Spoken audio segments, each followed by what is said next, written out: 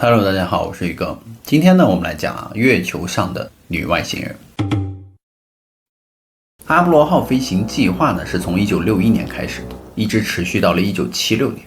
那阿波罗登月计划呢，是阿姆斯特朗著名的第一步。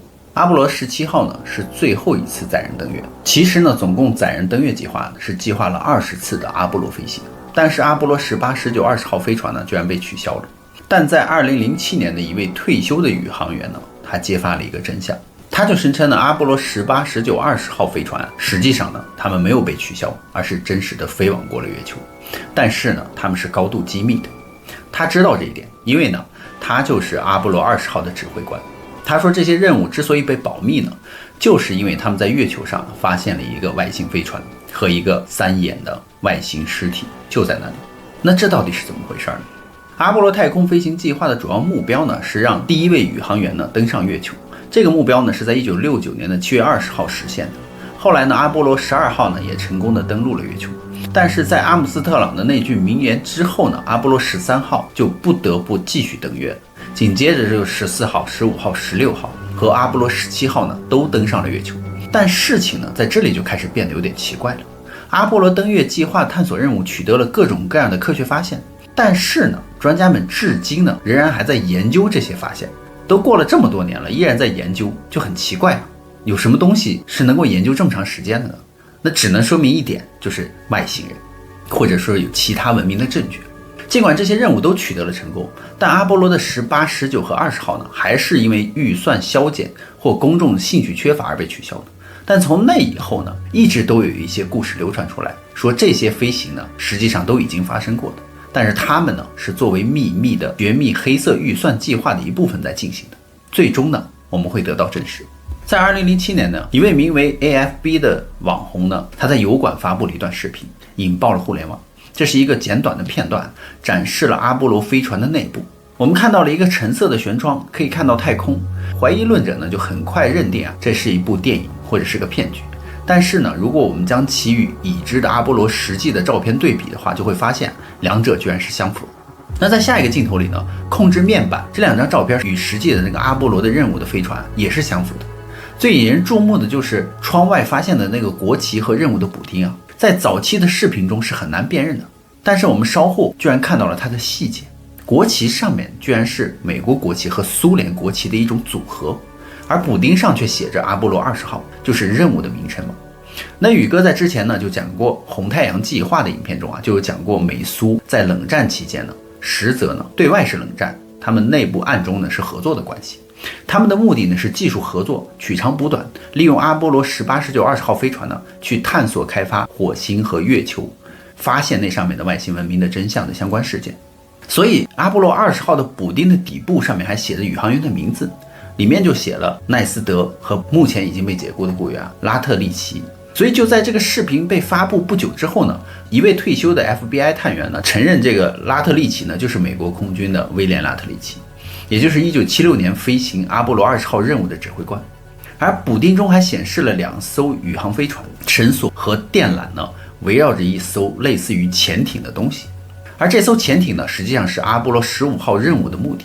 在1971年呢，阿波罗15号登上月球，他拍摄了大量的照片，其中特别有趣的就是官方命名为阿波罗图像 AS15P9630 那张图片了。它显示了月球背面的一大片月球景观，但如果我们放大这一区域呢，就会看到一座小山，山的旁边呢有一个像是奥陌陌一样的宇宙飞船。这是目前可供公众使用的一个图像。最初呢它是可以被看到的，现在呢NASA 打上了马赛克，隐藏了起来，但是我们依稀还可以看到一些轮廓。现在呢，阿波罗20号的任务呢，就是来月球探索这艘外星潜艇。而 NASA 在任务中说这是15亿年前坠毁在月球上的2英里长的一艘宇宙飞船。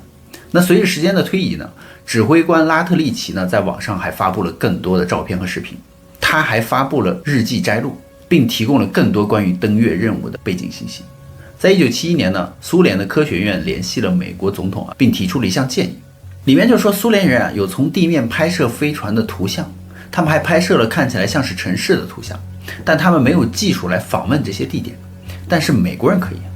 那如果阿波罗联盟号也就是美苏合作的话，他们就可以登陆这个地方，去探索外星人的坠毁的遗迹或城市。于是呢，他们就成立了美苏联合太空任务。而苏联人提出了另一项任务就是联盟号指挥官呢，宇航员阿列克谢·列昂诺夫呢，将陪同2位美国的宇航员前往外星飞船的坠毁地点。于是这个列昂诺夫呢和拉特利奇还有曾经担任飞行员的斯奈德呢，他们3人会合呢，在1976年的8月16日深夜，土星5号火箭呢升空了。于是他们开始了历史上最重要、最秘密的太空探索任务。3天后呢，也就是8月19日的上午呢，10点30分左右，阿波罗20号的机组人员就进入了月球轨道。然后呢，机组人员被告知这次任务的次要目标呢，就是追踪查明阿波罗19号到底发生了什么。因为在几个月前呢，美国派出的阿波罗19号探索外星残骸的那个飞船任务失败了。当时只有阿波罗19号的机组人员和 NASA 最资深的人知道这次任务。发射和前往月球的运输呢，当时都很顺利。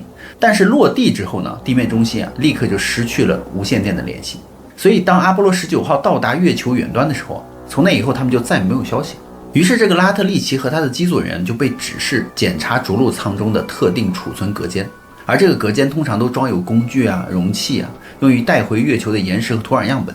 但是这次不是了，因为这次呢，储藏箱中还有枪，可能就是因为阿波罗19号消失，他们怕其他危险因素的存在。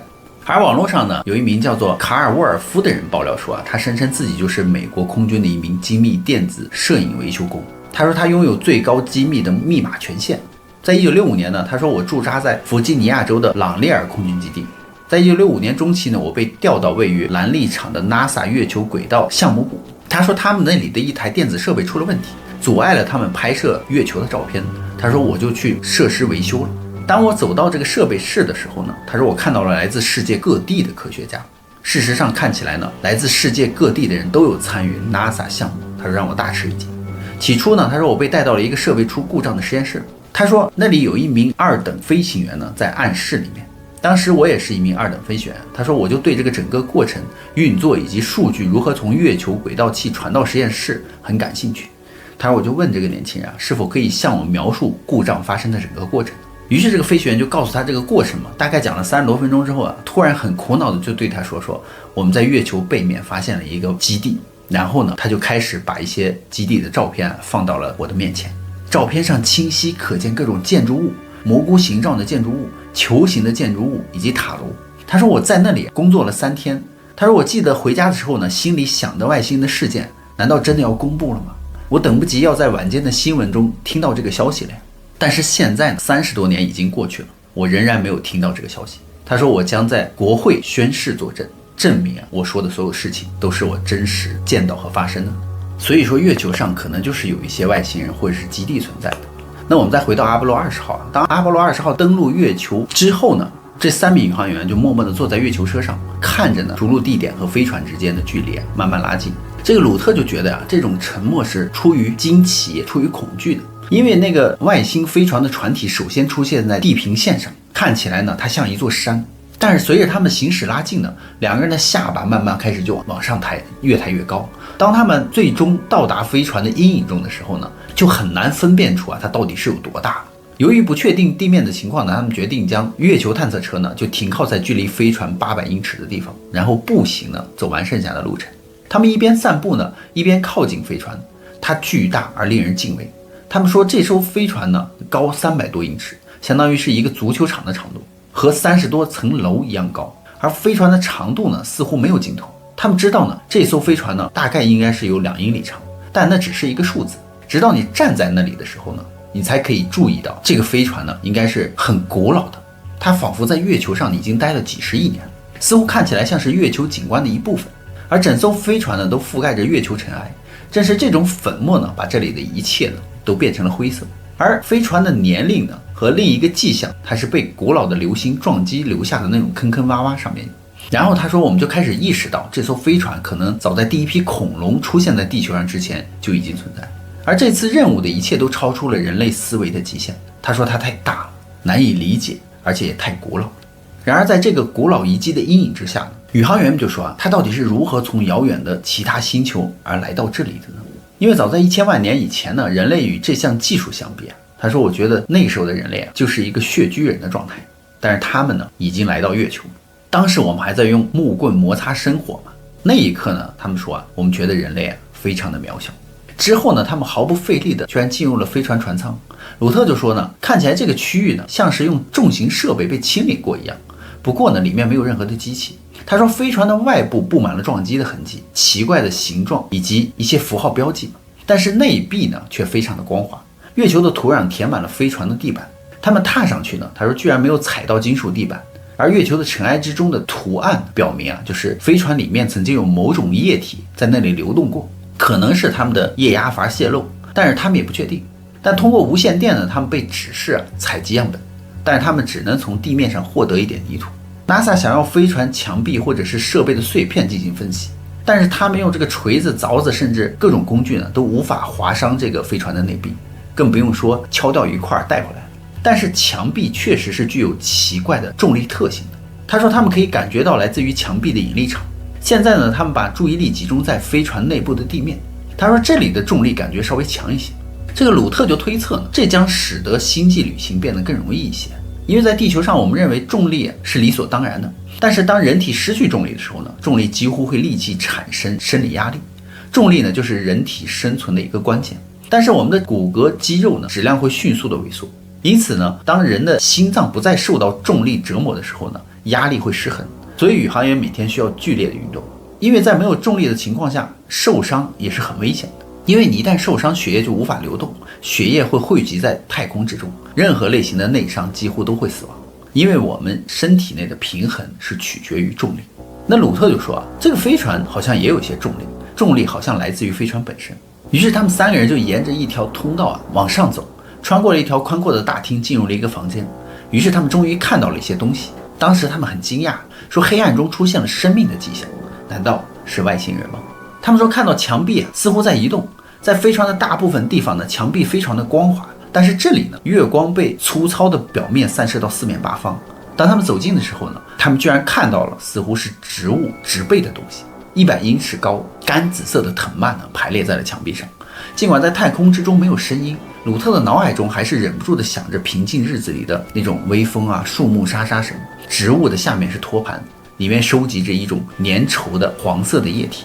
仔细观察之后呢，发现它居然是金色的，散发着灵光。最后呢，从飞船上呢，他们带走了这个称之为金色眼泪的东西。